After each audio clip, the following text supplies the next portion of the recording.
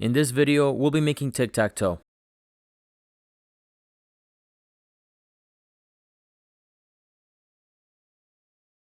We'll start with an HTML, CSS, and JavaScript file in the same directory, as well as a folder containing our SVG files. One SVG file is empty, and the other ones are the X and O in a yellow color. These files are included in the description. Starting with the HTML, we'll create the boilerplate and give it a title.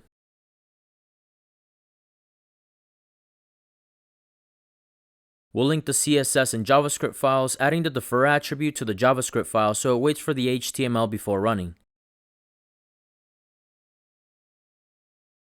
In the body, the game will be an unordered list. Inside, we'll have 9 list items, each containing an empty SVG image.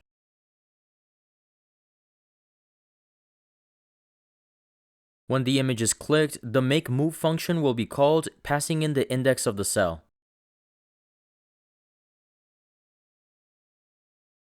Lastly, we'll have a button that calls the new game function when clicked.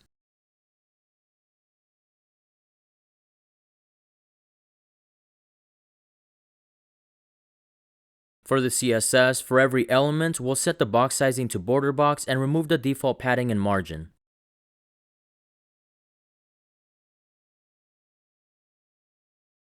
For the body, we'll change the background color and use Flexbox to center the content while keeping the flow in a single column.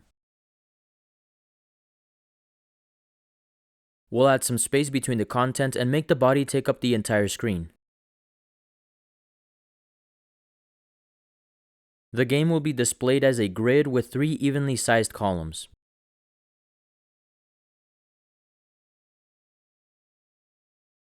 Clamp will be used to set the minimum, normal, and maximum width of the game.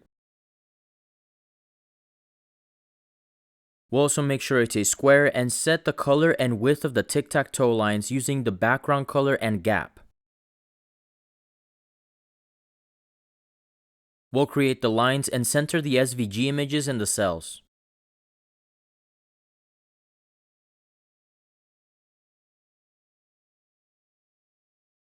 We'll also make sure there are no bullet points and set a transition for the filter.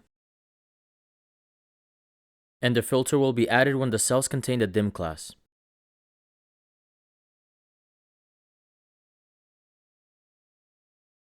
An ID of X or O on the game indicates whose turn it is, and a class of X or O on a cell indicates what the cell has been set to. So if we hover on an empty cell while it is X's turn, or when a cell is set to X, we'll change the image. And the same goes for O. When we hover on an empty cell, the image will be transparent. And lastly, we'll style the button.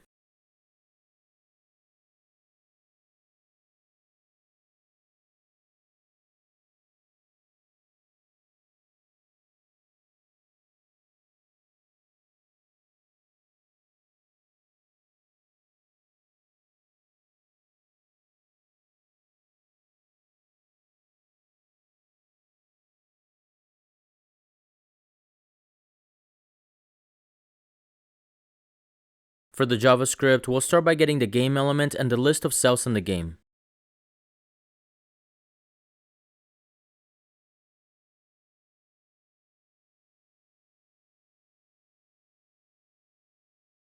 The board will be an array of 9 numbers, each representing the index of the cell. When a cell is set, we'll change the number into a string containing an X or an O. We'll also have an array of strings, each containing 3 indices that make up a winning combination. The first is 0, 1, 2, the next is 3, 4, 5, and so on. With the setup out of the way, we'll start by creating the new game function.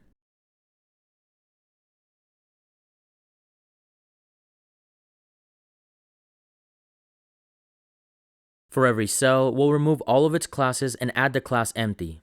We'll also set the elements in the board to their index to indicate that they're empty. Lastly, we'll set the game ID to X to indicate that the game is running and that it is X's turn. And when the page loads, a new game will be started. To make a move, we'll pass in the index of the cell that we want to set. If the game is not running or this position on the board has already been set, we'll return since there is nothing to do. Otherwise, the cell and the board element in that position will be set to the current player.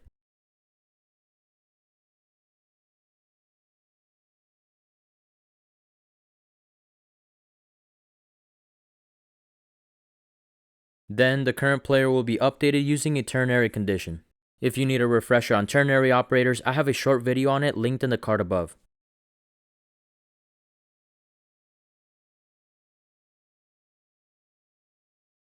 Now we'll need to check if the game has ended. The game will end when a player has a winning combination. So for each combination string, we'll check if all three positions of the combo are set by this player.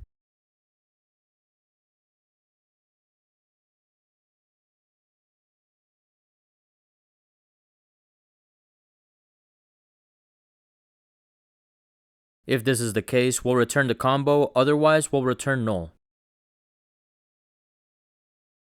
The game also ends when we run out of empty cells on the board. We'll get the list by filtering the board to only get the elements of type number.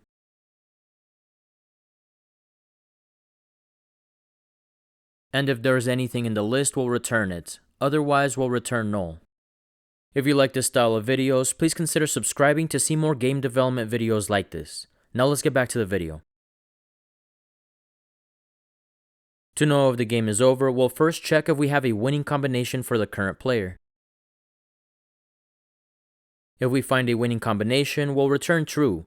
Otherwise, we'll check if we have any empty cells. We'll return to the makeMove function and add the possibility of the game ending. So if the game is over, we'll remove the current player. Otherwise, we'll continue the game as normal. Now our game ends, but we don't have a clear indication of it, so our last function will dim all of the cells.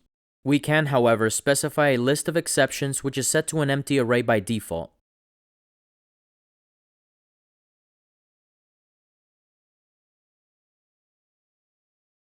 For each cell, if it's not included in the list of exceptions, we'll add the class dim. At the end, we'll return true to indicate that the game is over. Returning to the previous function, we'll modify the return statement so that if we have a winning combination, we dim all of the cells except the winning combination and dim all of them when the board is full. If you want to learn how to add a computer player, check out my next video on the minimax algorithm with alpha-beta pruning. Thanks for watching, and I'll see you there.